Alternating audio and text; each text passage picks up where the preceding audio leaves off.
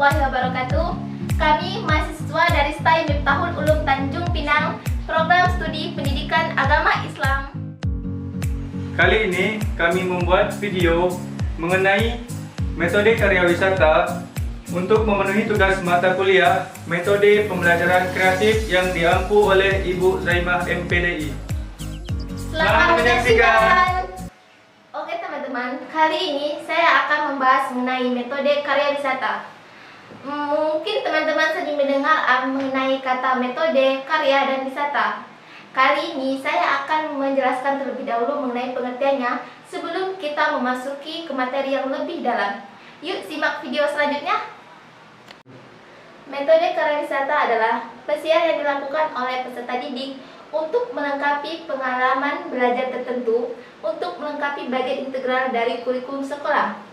Nah, metode karya wisata ini sebagai salah satu metode pembelajaran peserta didik di bawah bimbingan guru mengunjungi tempat-tempat wisata dan alam sekitarnya. Nah teman-teman, ternyata penggunaan metode karya wisata pada sekolah dasar ini akan sangat membantu untuk meningkatkan kreativitas dan apresiatif mereka. Karena pada dasarnya, siswa sekolah dasar ini merupakan anak yang memasuki tahap perkembangan kognitif, yaitu operasional konkret, yang artinya dalam masa sekolah dasar seperti ini lebih cepat untuk mendapatkan pengetahuan dari sebuah pengalaman. Kita masuk pada materi kedua, yaitu tujuan dan manfaat dari metode karya wisata. Adapun tujuan metode dari karya wisata adalah yang pertama, dengan melaksanakan metode karya wisata diharapkan siswa dapat memperoleh pengalaman langsung dari objek yang dilihatnya.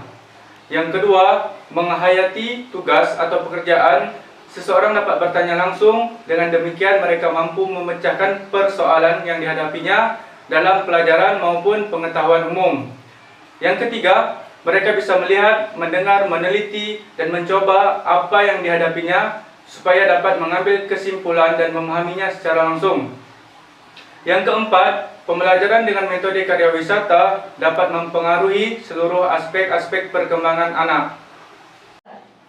Nah, adapun manfaat dari metode karya wisata yaitu anak-anak akan memperoleh pengalaman belajar secara langsung di alam sekitar dengan menggunakan seluruh panca inderanya, sehingga apa yang diperoleh dari lapangan didapat lebih berkesan dan pada gilirannya akan lebih lama mengendap di memori anak.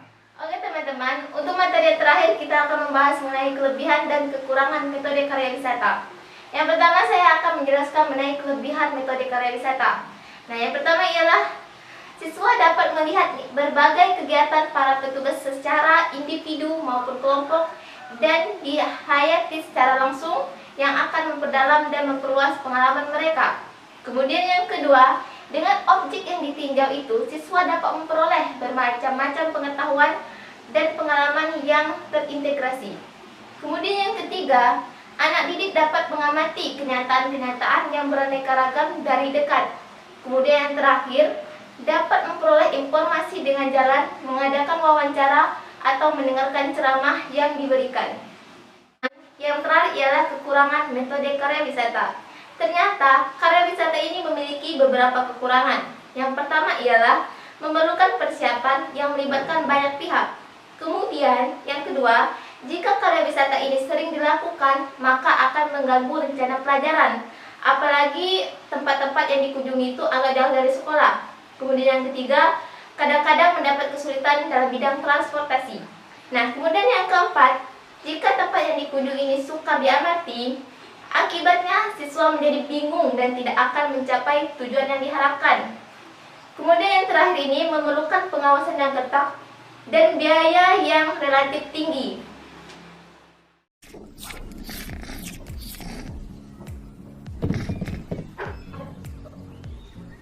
Assalamualaikum warahmatullahi wabarakatuh. Waalaikumsalam warahmatullahi wabarakatuh. Apa kabar anak ibu pagi ini? Baik.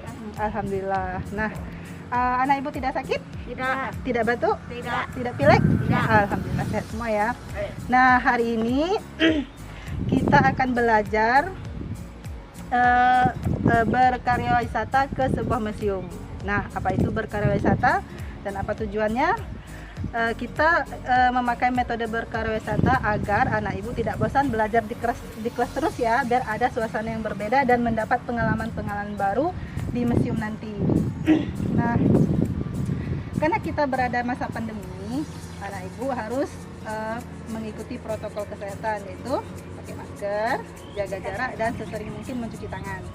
Nah, nanti di museum kita akan belajar mengenal sejarah-sejarah atau mengenal barang-barang peninggalan sejarah masa lampau, seperti mengenal keris, pakaian-pakaian adat tradisional masyarakat Melayu. Nah, kita akan berkaryawisata ke sebuah museum yang berada di Kota Tanjung Pinang.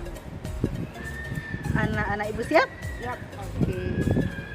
Nah, sebelum memulai pelajaran kegiatan kita hari ini, sebaiknya kita harus berdoa dahulu, akan dipimpin oleh pembimbing kita, Bapak Rafizal. Oke, baiklah anak-anak, sebelum kita memulai kegiatan belajar kita pada hari ini, ada baiknya kita berdoa semoga kegiatan kita pada hari ini dilancarkan dan semoga kita semua selalu dalam lindungan Allah Subhanahu wa taala. Berdoa mulai.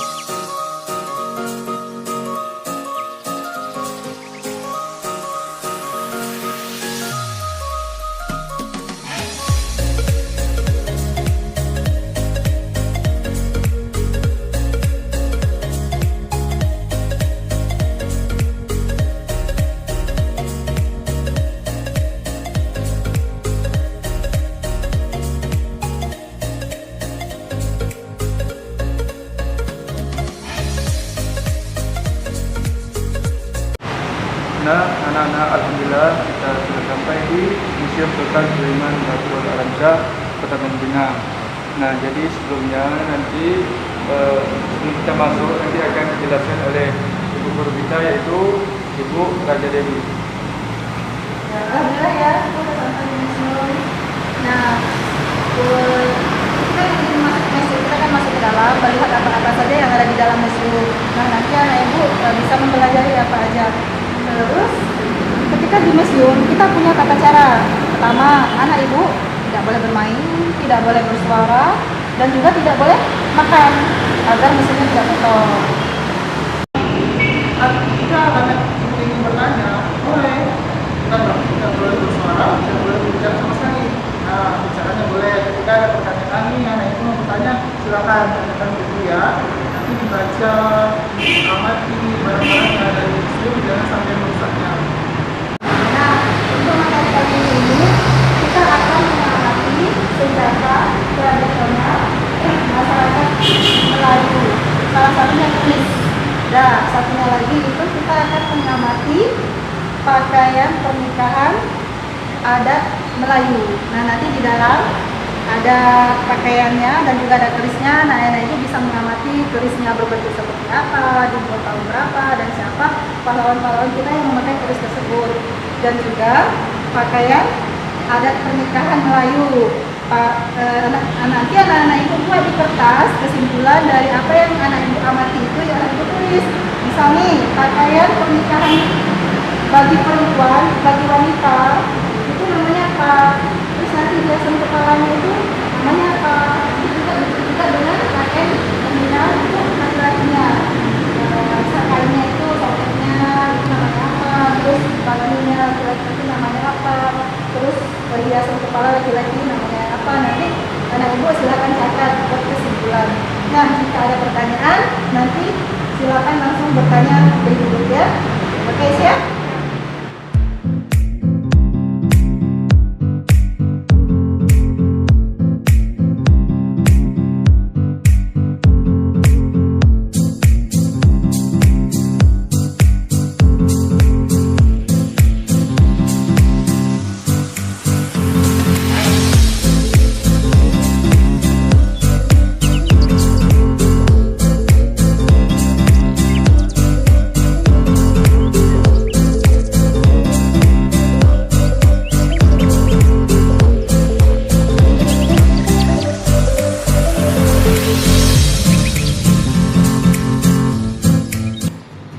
Nah, jadi ada 3 senjata peninggalan Melayu, yaitu ada keris, pedang, tombak, Melayu. Nah, jadi apa perbedaannya? Kalau keris ini berbentuk sarung dilapisi perak dan hiasan gading. Nah, sedangkan pedang Melayu ini adalah peralatan senjata tajam bermotif bias dari naga, yang berasal dari Cina. Nah, sedangkan tombak Melayu ini berbentuk panjang dan tajam. Nah, jadi itu ya perbedaan di antara ketiga keris, pedang, dan tombak Melayu. Nah, jadi adakah dari anak-anak yang ingin bertanya? Pak, sarung pedang ini terbuat dari apa? Nah, sarung pedang ini terbuat dari besi dengan bentuk pipi dan ujungnya runcing ya. Nah, itu. Ini juga sarung pedang ini terbuat dari kuningan, yang mana salah satu sisinya terdapat motif ukiran ular naga, geometris dan bunga. Nah, bisa kita lihat ya.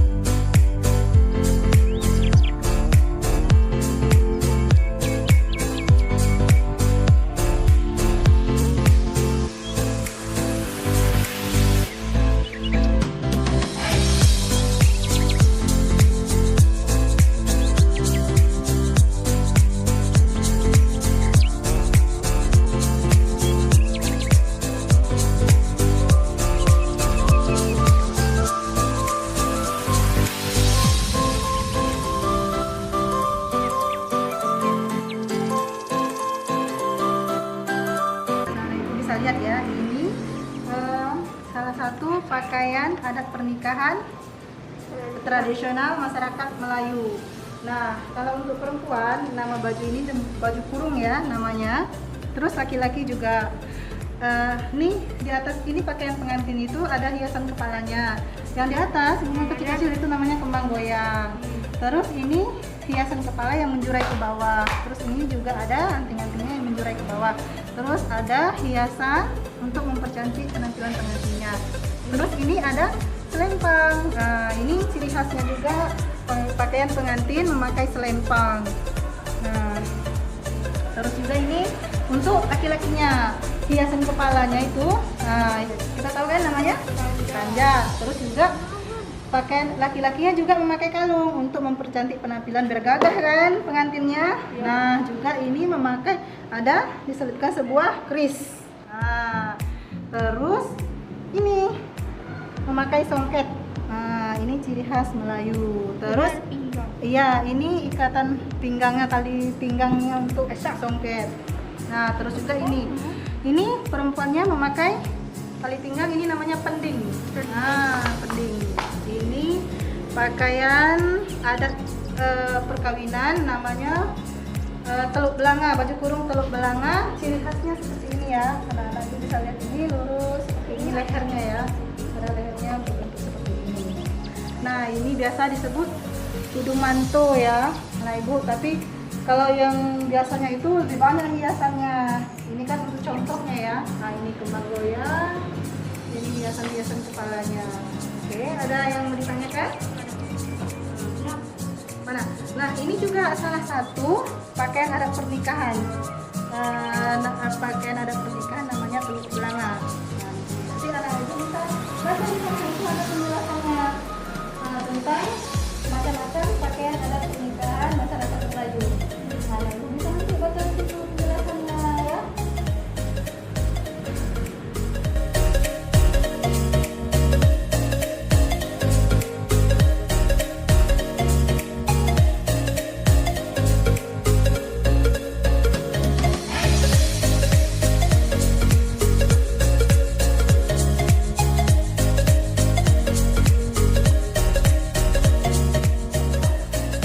Apa-apa aja yang ada di museum. Terus tadi kan kita melihat apa tadi? Pertama mengenai senjata tradisional Melayu. Ada apa aja tuh senjata tradisionalnya? Ada. Terus tadi kan kita juga melihat pakaian ada pernikahan masyarakat Melayu, pakaian tradisionalnya. Nah, tadi berarti senjata tradisional masyarakat Melayu itu ada keris, pedang, dan tombak. Terus untuk pakaian adat pernikahan masyarakat Melayu itu tadi pakaian perempuan itu namanya baju kurung, terus dilengkapi dengan hiasan kepala, ikat pinggang yang dinamakan seling, terus ada hiasan di salur, ada di dada. Begitu juga dengan untuk pakaian adat laki-lakinya, hiasan kepalanya disebut panjang, terus memakai songket di bagian pinggang, memakai ikat pinggang dan sebilah keris. Nah, di sini ada yang ditanyakan sama Ibu?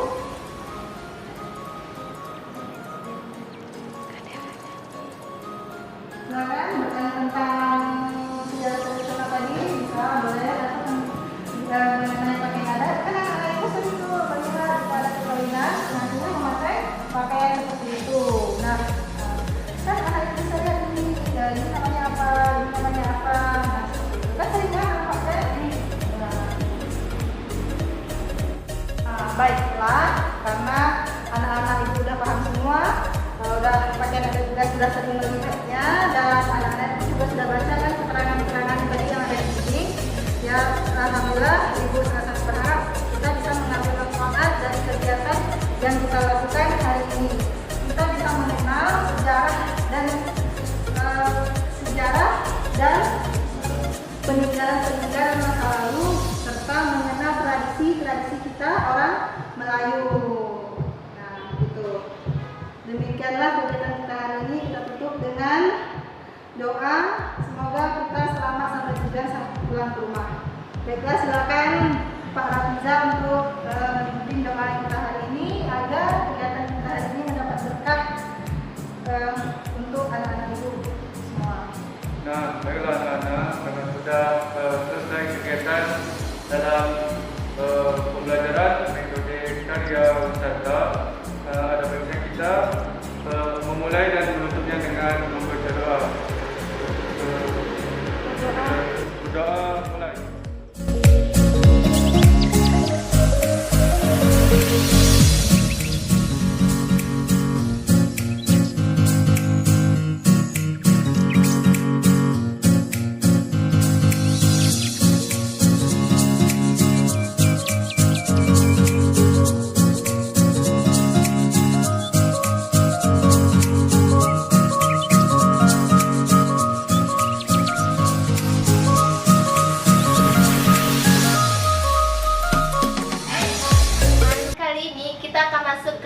Tanya jawab. Nah, jadi di sini ada 8 pertanyaan, 5-nya dari sosial media, terus 3-nya dari teman kelas. Di sini ada dari Ari Kurniawan, Aisyah, dan Rosdiana. Nah, untuk pertanyaan pertama kami akan menjawab dulu dari Ari Kurniawan. Pertanyaannya ialah, dalam menggunakan metode karya wisata, apa aja contoh yang sering dipakai? Dan coba jelaskan contohnya secara jelas dan spesifik. Sekian, terima kasih. Nah, kalau menurut Kak Dewi gimana nih terhadap pertanyaannya seperti ini? Nah, kalau berdasarkan pertanyaan hari ini kan bagaimana cara kita memilih atau menggunakan metode karya wisata. Nah, hal-hal yang harus kita perhatikan pertama ialah dalam memilih metode ini tentunya kita memilih contohnya satu seperti berbagai satwa. Artinya satwa itu seperti kebun binatang. Nah, itu menjadi salah satu metode atau wahana yang bisa kita kunjungi. Laut, sungai, tumbuh-tumbuhan, dan matahari ya artinya berada di luar lingkungan sekolah. Yang kedua ialah kelompok-kelompok masyarakat di luar lingkungan sekolah. Yang ketiga, tempat-tempat ibadah di luar sekolah. Nah, tempat-tempat ibadah juga bisa menjadi salah satu tempat yang bisa kita kunjungi untuk metode karyawisata ini. Yang keempat ialah halaman sekolah sebagai media pembelajaran atau sebagai berbagai macam mata pelajaran. Nah, lingkungan sekolah juga bisa menjadi salah satu tempat untuk digunakan sebagai metode karyawisata. Artinya kita mencari tempat-tempat yang nyaman untuk belajar anak-anak, seperti di bawah pohon atau tempat-tempat yang rindang yang ada kursinya, yang membuat anak-anak bisa belajar di situ dan merasa suasana belajarnya lebih berbeda jika dibandingkan di dalam kelas. Nah, kemarin juga kalau secara spesifik Ari Karyawan kan minta secara spesifiknya kan, gitu kan? Secara spesifik kemarin kami sudah menggunakan metode karyawisata itu tuh mengunjungi museum ya, museum kemarin. Sultan Sulaiman Badrul Alam Shah di daerah Kota Tanjung Pinang.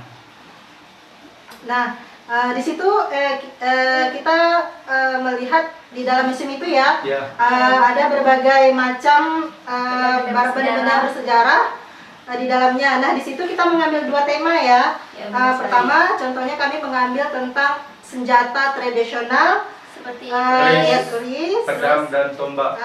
Dan satu lagi kita mengambil materi pakaian adat Melayu. Nah, seperti itu, secara spesifiknya seperti itu, mengunjungi museum di salah satu museum juga bisa menjadi salah satu metode karyawisata yang bisa kita lakukan.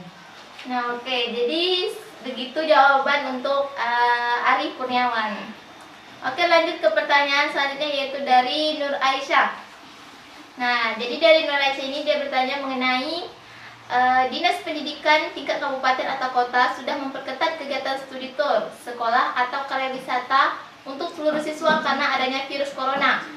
Nah, lalu bagaimana cara agar kita sebagai guru untuk menerapkan metode karyawisata pada peserta didik di masa pandemi? Oke, jadi gimana menurut Rafizal untuk menanggapi pertanyaan dari Aisyah ini? Nah, jadi cara kita sebagai guru membawa siswa ke dalam metode karyawisata ini itu mematuhi protokol kesehatan yang ditetapkan oleh pemerintah. Itu 3M, menjaga jarak, memakai masker, dan mencuci tangan.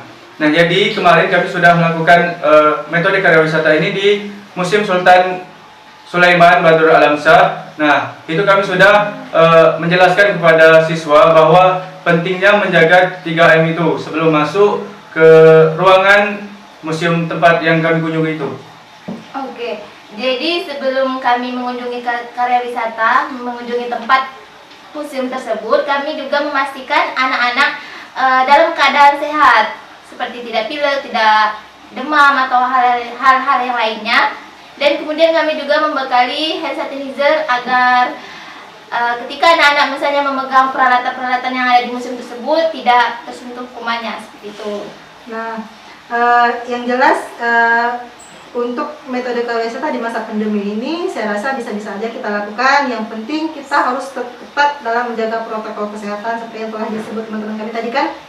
Anak-anak harus dipastikan sehat, tidak batuk dan pilek, terus juga memakai masker, membawa hand sanitizer, dan sesering mungkin mencuci tangan. Nah, mungkin dalam satu kunjungan mungkin anak-anak dibatasi. Kalau pada umumnya seperti biasa itu kan anak-anak bisa satu kelas itu atau 20 orang atau 30 orang bisa sekaligus. Nah, mungkin di masa pandemi itu akan dibatasi.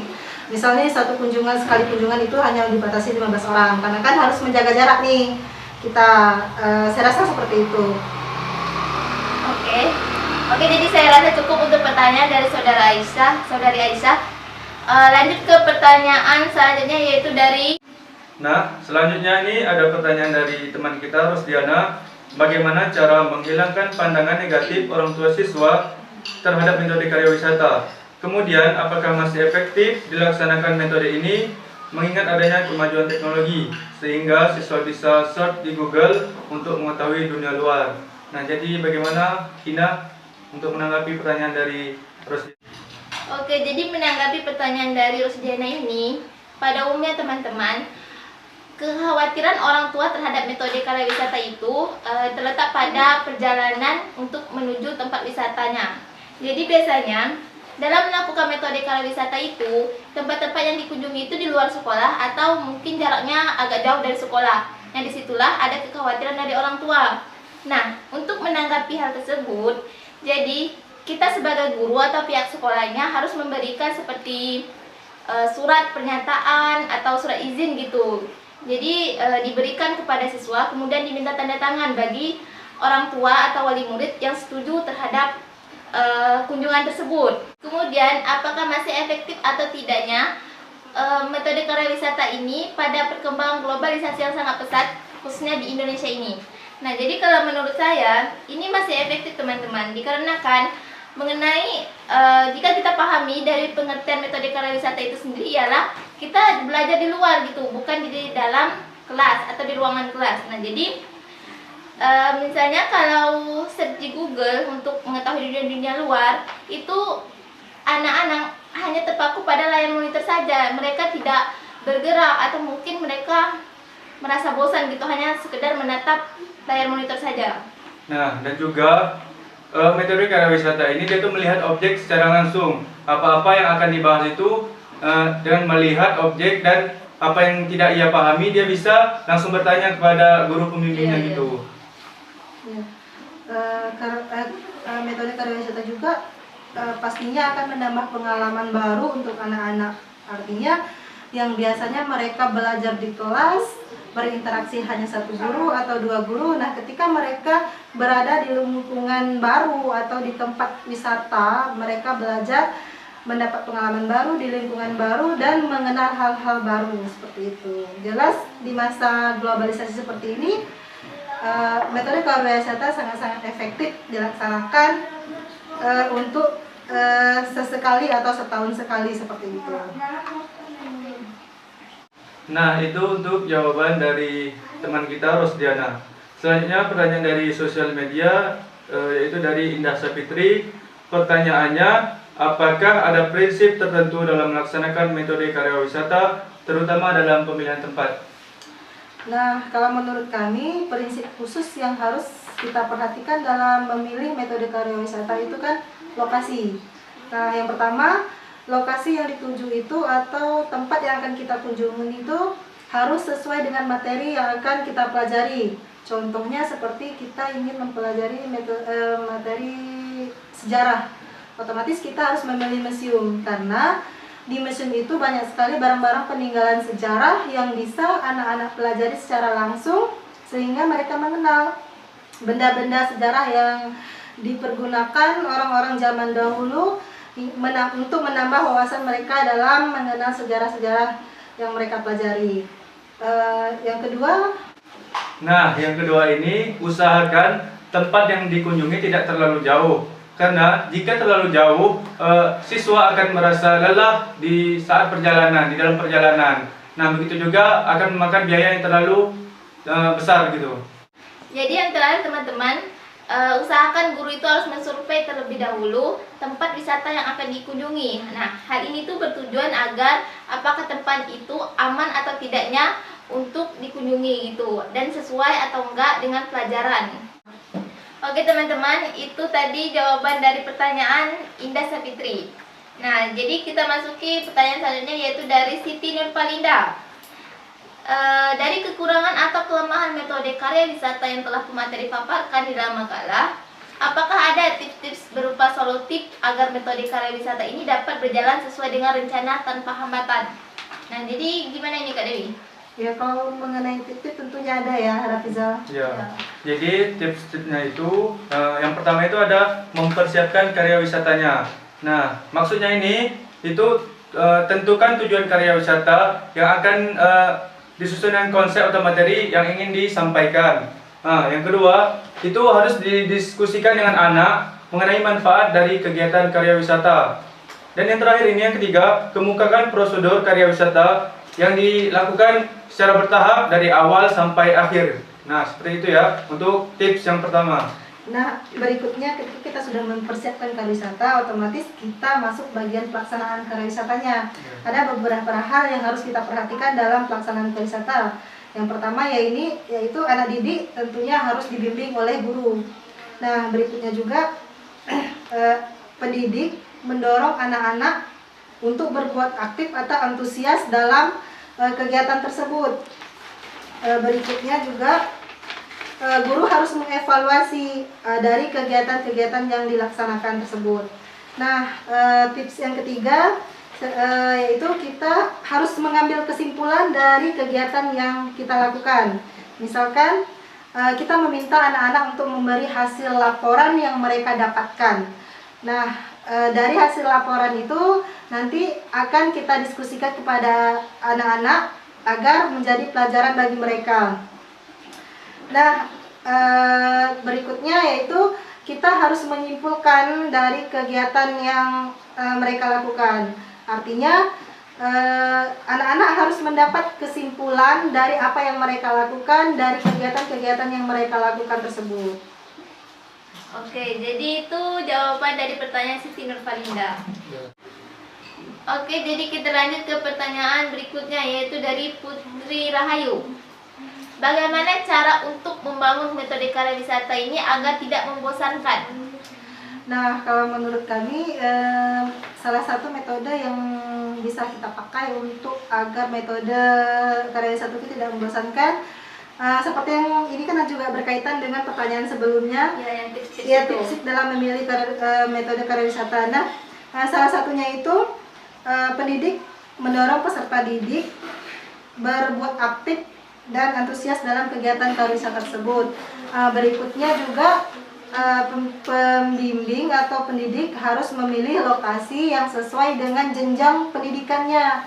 Misal nih anak SD, mungkin kita bisa membawa ke tempat-tempat wisata seperti ke wisata alam, atau ke pegunungan yang terkelola dengan baik, atau ke kebun binatang, bisa juga ke museum, tapi materinya kita sesuaikan dengan jenjang pendidikannya.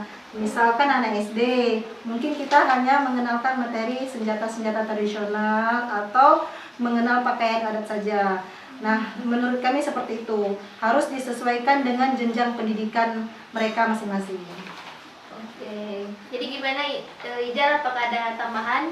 Baik, rasa mungkin cukuplah untuk jawaban dari pertanyaan Putri Rahayu.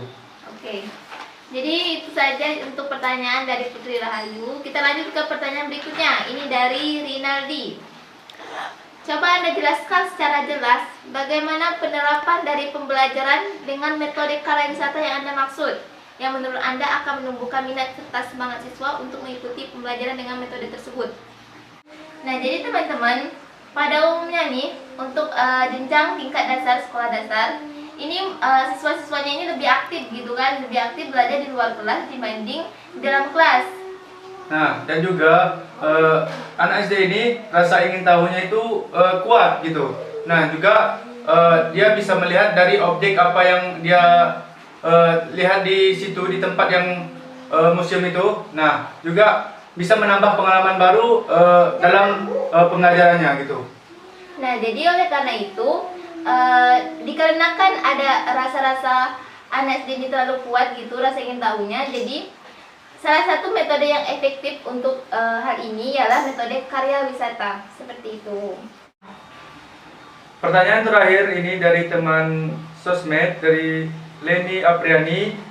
Pertanyaannya yaitu, apa yang kelompok penyaji bisa simpulkan dari kunjungan yang dilakukan di museum? Nah, mengenai kesimpulan yang berkaitan dengan kunjungan yang kami lakukan kemarin itu, kami menyimpulkan terdapat dua sisi. Yakni pertama dari sisi siswa dan sisi gurunya. Pertama dari sisi siswanya itu, siswa lebih bebas mengekspresikan diri mereka ketika berada di luar kelas. Nah, karena kan anak-anak itu selama ini belajarnya di dalam kelas yang hanya bertemu dengan guru dan materi atau buku-buku saja. Nah, ketika mereka berada di luar kelas, nah mereka juga akan menemukan hal-hal baru sehingga mereka lebih bebas mengekspresikan diri mereka.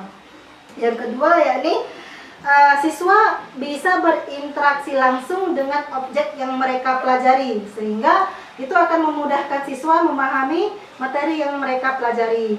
Yang ketiga yakni merangsang siswa agar lebih aktif dalam melihat objek, sehingga banyak menimbulkan pertanyaan-pertanyaan baru, sehingga mereka itu lebih aktif dalam mempelajari materi yang mereka pelajari. Nah, yang kedua yakni dari sisi gurunya ya. Tentunya guru juga bisa mengambil hikmah atau kesimpulan dari kegiatan yang dilakukan. Pertama yakni menambah rasa tanggung jawab terhadap siswa dan kepercayaan orang tua terhadap gurunya dalam melakukan kunjungan tersebut. Nah, yang kedua yakni menambah pengalaman, tentunya menambah pengalaman baru bagi guru, karena guru juga melihat hal-hal baru. Mungkin selama ini guru tidak tahu di mesin itu ada apa aja. Nah, ketika berkunjung, guru juga menjadi lebih tahu ternyata di museum itu ada hal-hal baru yang bisa dipelajari, terutama dari pertanyaan anak-anak itu sendiri. Otomatis ketika berkunjung, banyak pertanyaan-pertanyaan yang timbul dari objek yang mereka amati. Ketika guru menjawab dan melihat, itu akan menambah pengalaman tersendiri bagi guru tersebut. Oke, itu untuk jawaban dari pertanyaan Deni Apriani ya. Oke teman-teman, jadi untuk sesi tanya jawabnya sudah selesai. Terima kasih sudah menonton video ini. Semoga bermanfaat dan semoga bisa menambah pengetahuan yang lebih luas lagi. Oke teman-teman, sekian dari video dari kami mengenai metode karya wisata. Semoga bermanfaat dan jangan lupa like, komen, And subscribe dan share.